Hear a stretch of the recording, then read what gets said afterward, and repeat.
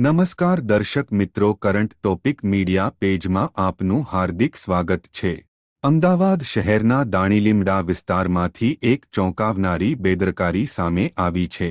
દાણીલીમડા 4 રસ્તા પાસે traffic bit અને ટ્રાફિક પોલીસ સ્ટેશનના બાજુમાં જ છેલ્લા 4 દિવસથી એક મોટો ભૂવો પડેલો છે। ચોંકાવનારી વાત એ છે કે આટલા દિવસો વીતી ગયા હોવા છતાં પણ તંત્ર હજુ સુધી ઊંઘમાં છે અને કોઈપણ પ્રકારની કામગીરી હાથ ધરવામાં આવી નથી। સ્થાનિક લોકો તેમજ ટ્રાફિક પોલીસના જવાનો દ્વારા મીડિયા સમક્ષ રજૂઆત કરવામાં આવી છે કે આ ભૂવાના કારણે ટ્રાફિક વ્યવસ્થા પર ગંભીર અસર પડી રહી છે। ખાસ કરીને ટ્રાફિકના ટી જવાનોને વાહન વ્યવહાર નિયંત્રિત કરવામાં ભારે મુશ્કેલીનો સામનો કરવો પડી રહ્યો છે।